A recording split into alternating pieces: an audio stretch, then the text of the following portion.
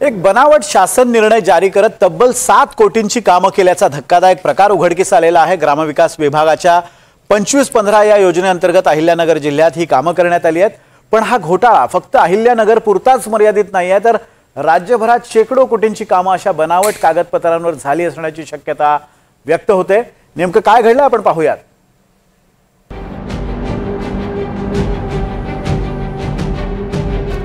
महाराष्ट्रातील कंत्राटदारांचं कंबरडं आधीच 80,000 कोटींच्या थकबाकीमुळे मोडलंय।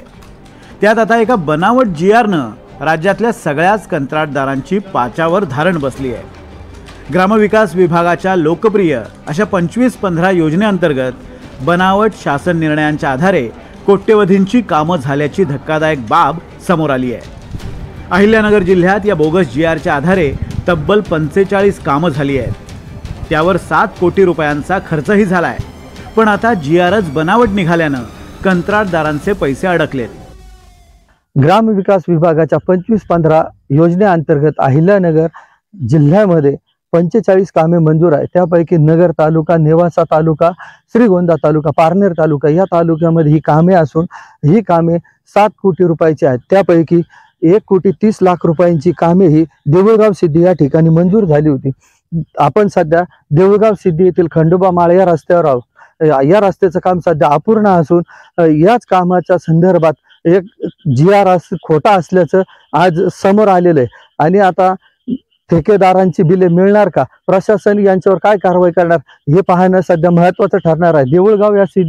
देऊळगाव सिद्धी या ठिकाणी आतापर्यंत 20 लाख रुपयांची कामे पूर्ण झालेली आहेत, तर 1 कोटी रुपयाची कामे अद्याप देखील अपूर्ण आहेत। प्रशासन ठेकेदारांची बिले देणार का, अधिक यामध्ये दोषी असणाऱ्या अधिकाऱ्यांवर काय कारवाई करतं हे देखील पाहणं येत्या काळात महत्त्वाचं ठरणार आहे। ग्रामविकास विभागामार्फत ग्रामीण भागातील विकास कामांसाठी आमदारांच्या शिफारसीवर हा निधी दिला जातो।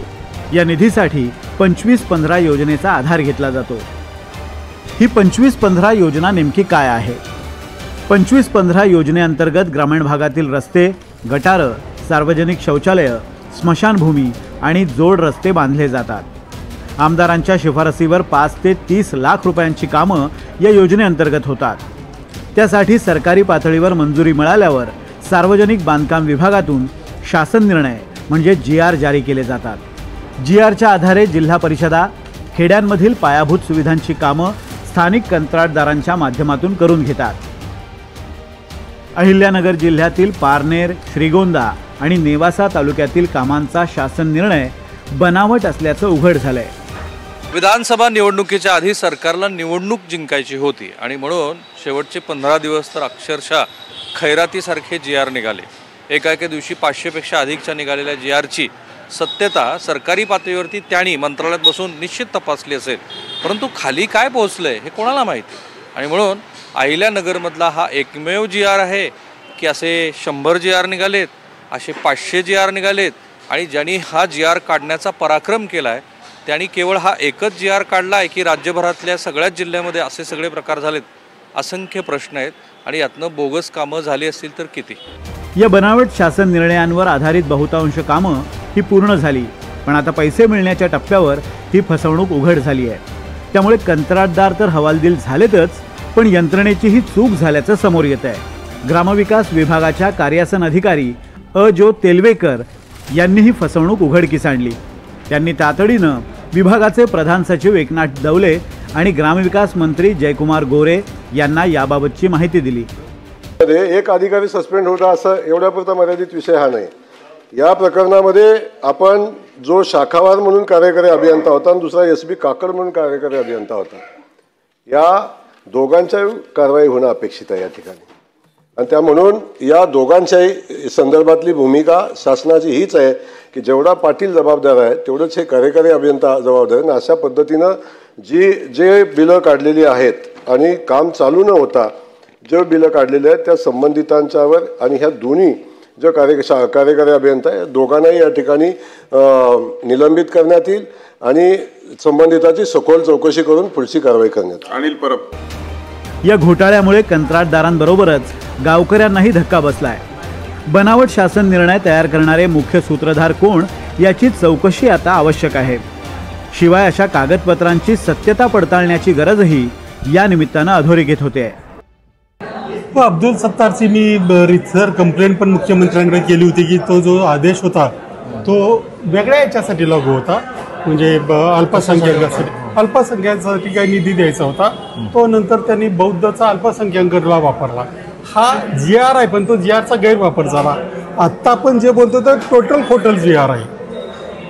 दोन प्रकार आहेत की GR न निघणं, असलेल्या GRचे वेगळे अर्थ लावणं आणि दुसऱ्या खात्याचे GR स्वतःसाठी वापरणं. अगदी आचारसंहितेच्या काळामध्ये ते करण्यात आलं.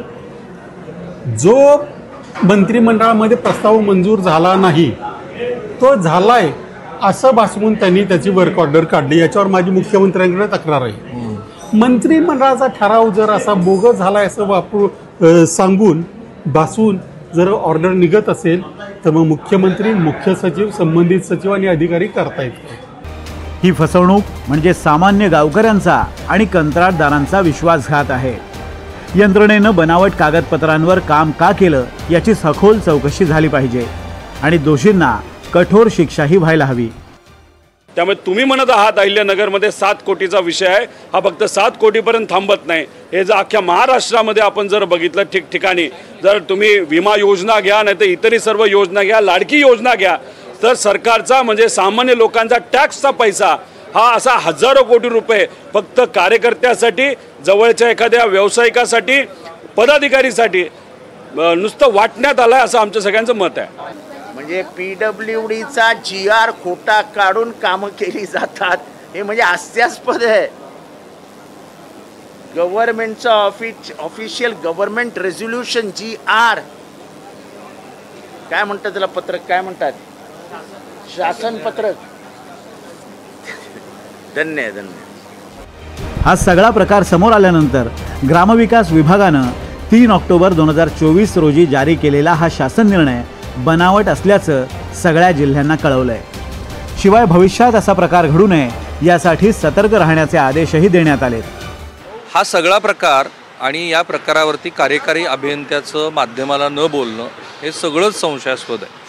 कारण महाराष्ट्रानं यापूर्वीसुद्धा अशा पद्धतीचे धुळ्यासारखं मोठं प्रकरण बघितलेलं आहे की जिथे 1चा आकडा त्याच्यावरती 0 वाढवून कोट्यावधी रुपयाचे व्यवहार केले गेले. आणि म्हणून या सगळ्या यंत्रणेमध्ये शासनातले कोणी लोक सहभागी आहेत का, त्यांनीच सुनियोजित पद्धतीने हे सगळं केलं आहे का, असे असंख्य प्रश्न उपस्थित होत आहेत. आता सरकारने याची खरोखर सखोल चौकशी करायला हवी.